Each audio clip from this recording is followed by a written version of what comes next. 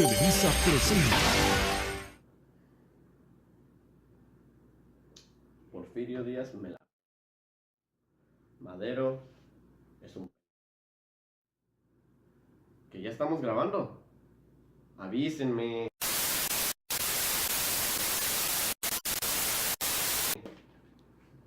Hoy en Mexinews les traemos la recopilación de las noticias más importantes de las últimas 2 décadas.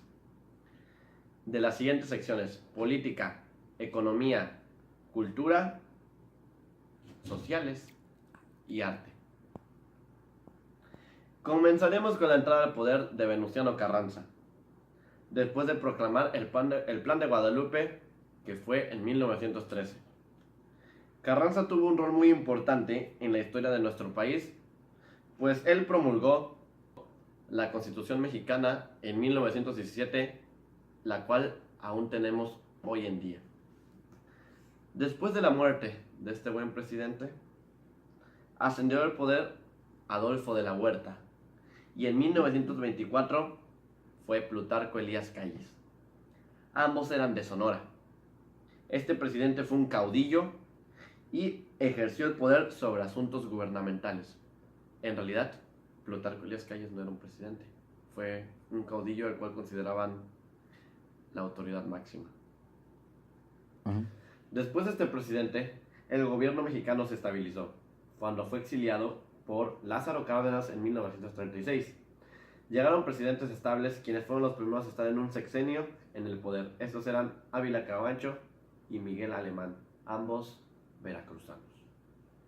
Ahora pasaremos con nuestro corresponsal, Asael Cobos, quien se encuentra en la Casa de Bolsa. Nos hablará de la economía, en especial de el milagro mexicano.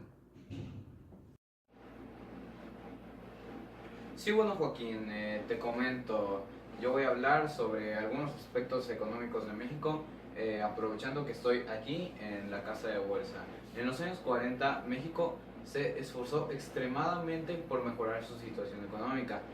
Este dependía principalmente del sector primario, que es la ganadería, la pesca, la agricultura, básicamente todo lo que sea obtener alguna materia prima.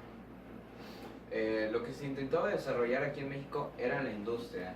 Para esto lo lograría México a través de la sustitución de importaciones, lo cual era dejar de importar bienes para el consumo e importar otro tipo de cosas. Esto hacía que fuera más fácil generar parques industriales.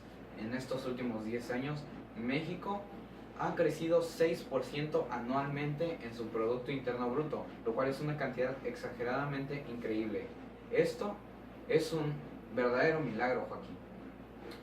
A continuación, te presentaré los aspectos sociales de esta época.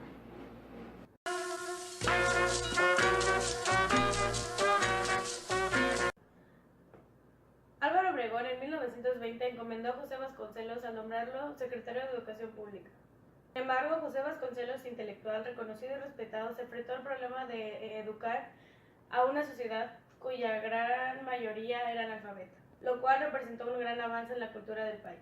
Una de las cosas que más marcó la cultura del país fue la corriente del muralismo, que abarcó prácticamente medio siglo, de 1920 a 1970. Fue una respuesta que puso el arte y la cultura al servicio de la sociedad y del gobierno revolucionario, mediante el trabajo de los muros de varios edificios públicos para plasmar sus ideales. La mayoría de los pintores de esta época se vieron inmersos en el muralismo, aunque nunca abandonaron el caballete. En sus creaciones utilizaron elementos y alegorías que reflejaban lo que ellos consideraban la esencia de la nacionalidad, como la asimilación de la historia prehispánica y la inclusión de elementos propios del arte popular, conformando así una meta común que permite considerar este periodo como uno de los más importantes en la historia del arte de la nación, considerado como el Renacimiento mexicano.